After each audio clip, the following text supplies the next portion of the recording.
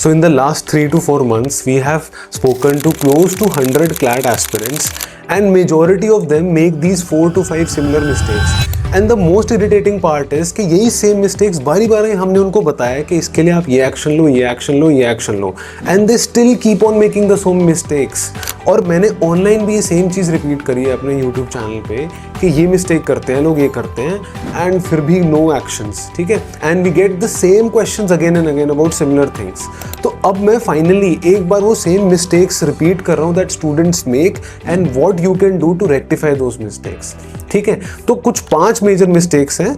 सबसे पहली वाले के बारे में बात करते हैं. The first one is the obsession of almost every CLAT aspirant about the GK section of CLAT. भाई सबसे जो कॉमन वर्ड है ना, सबका फेवरेट वर्ड हो रखा है आजकल, दैट इज जीके बैकलॉग. मतलब वो ऐसा खास शब्द हो गया है कि हर किसी को एक बार यूज करना ही करना है अपने डाउट सेशन में. एंड मेरे को ये समझ नहीं आता कि आप बैकलॉग वर्ड के पीछे और जीके के बैकलॉग के पीछे इतना ज़्यादा पागल क्यों हो रहे हो. Just look at the last 3 साल का क्वेश्चन पेपर क्लैट का. लास्ट ईयर जो पेपर आया था, the topics were some of the most important topics that any student, any genuinely preparing student would have covered. उससे पहले वाले 2 साल में भी ऐसे ही टॉपिक्स आए थे जिसमें से कुछ क्वेश्चंस तो आप पैसेज में से आंसर कर सकते थे. एंड बिफोर दैट जो भी जीके आई थी वो इतनी हार्ड थी कि किसी ने अगर अच्छे से भी प्रिपेयर किया है, हर महीने के 50 टॉपिक भी कवर करे, they could not have solved more than 50% of the paper. तो इसका एक ही मतलब है कि आप वो जीके के बैकलॉग के ऊपर ऑब्सेस करोगे, आप टेंशन में आओगे और फिर फाइनल पेपर वाले दिन कुछ ना कुछ गड़बड़ करोगे क्योंकि आप अपने बाकी सेक्शन को टाइम दोगे नहीं. And this is something I am repeating again and again. भाई जीके बस मुश्किल से 20 to 25% of the whole paper है, और उसमें से भी आप अगर ढंग से हर महीने के 15-20 टॉपिक्स कवर करोगे, आपको 50% जीके तो आती ही होगी. सो इट मेक्स सेंस कि आप बाकी सारे जो सेक्शन है उनको बहुत अच्छे से करो क्योंकि वो स्किल बेस्ड सेक्शंस हैं. एंड जीके का जो ऑब्सेशन है उसको थोड़ा कम करो. पागलों की तरह जस्ट डोंट कीप आस्किंग कि जीके का बैकलॉग, जीके का backlog, how do we cover GK का backlog. Next thing is too much focus on just giving CLAT mocks and having no review or no analysis. इसका मतलब ये है just because you're listening to other students who are talking about कि यार हमें CLAT कितने सारे mocks देने हैं, we need to give at least 100-200 mocks, उसके बिना हमारा काम नहीं बनेगा.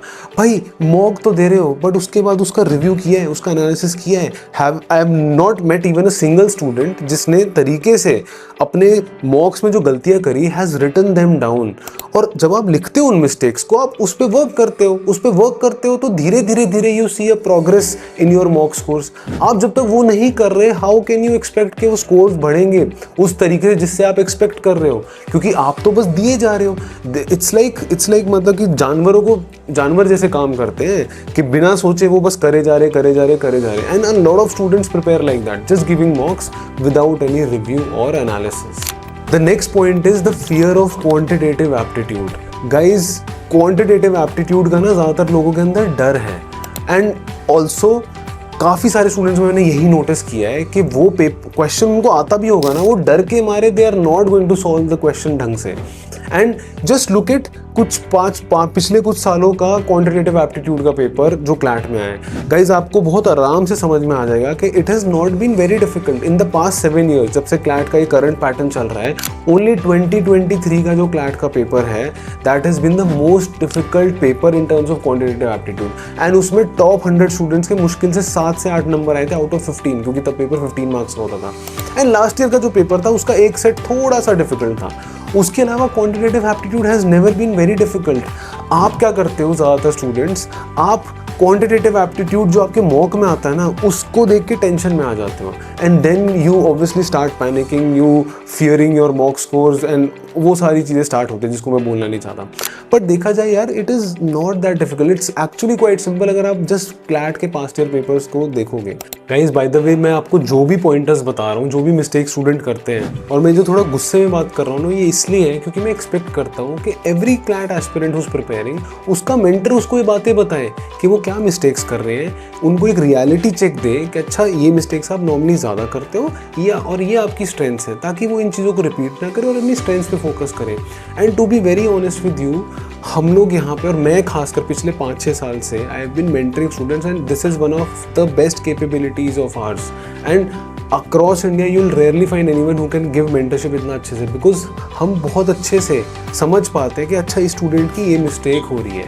And you know soon we are releasing our mentorship programs, and आपको उसके बारे में अगर डिटेल्स चेक करनी है आप हमारे डिस्क्रिप्शन में चेक कर सकते हो। एंड वो मेंटरशिप प्रोग्राम्स 3 अलग अलग टाइप के हैं, तो जो भी आपको फिट करता है उस हिसाब से आप उसको चूज कर लीजिए। अगला है कि only focusing on your mock scores and not focusing on your planning and the process का मतलब ये होता है कि चलो ठीक है, आपने क्लैट का मॉक दिया, आपने अपनी मिस्टेक्स को लिखा and you analyse those mistakes, आपने उन मिस्टेक्स के हिसाब से अपनी पढ़ाई करी और फिर उस पढ़ाई को अपने मॉक में अप्लाई किया।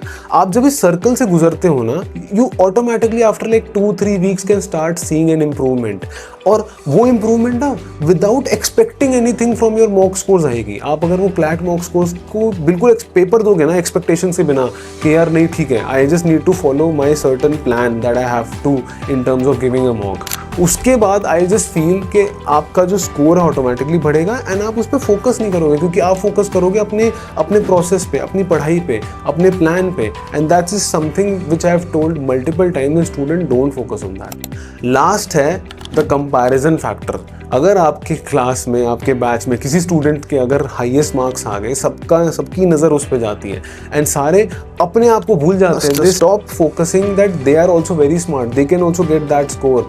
दे जस्ट स्टार्ट थिंकिंग अच्छा उसके इतने आ रहे तो हमारे क्यों नहीं आ रहे, हम क्या गड़बड़ कर रहे हैं, हम कैसे कर रहे हैं। जब आप किसी रेस में दौड़ रहे होते हैं, I have repeated this multiple times, अगर आपका फोकस अपने गोल पे नहीं होगा और दूसरे पे होगा, आपके कंपेटिटर पे होगा, तो वो गोल में आगे वो अपने गोल को जल्दी अचीव करेगा, आप नहीं अचीव कर पाओगे। And this is a trend that we see with so many students every year, and I just feel कि अगर इस वाले फैक्टर को स्टूडेंट्स थोड़ा काफ़ी कम कर लेना, ऑटोमेटिकली स्कोर, प्रिपरेशन सब कुछ बहुत बढ़िया हो जाएगी। तो यार overall these were the 5 most common mistakes that I have seen students making in the last few months, and close to मैं 100 या 100 से ज़्यादा स्टूडेंट्स देखे होंगे जिन्होंने ये सेम चीज़ करी। मेजॉरिटी ऑफ देम में ये 4 से 5 जो मिस्टेक्स हैं सारी कॉमन है, ठीक है। अगर आपको लगता है there is also any other mistake that you are making, just let me know in the comment section and I will tell you what to do about it, and thank you so much.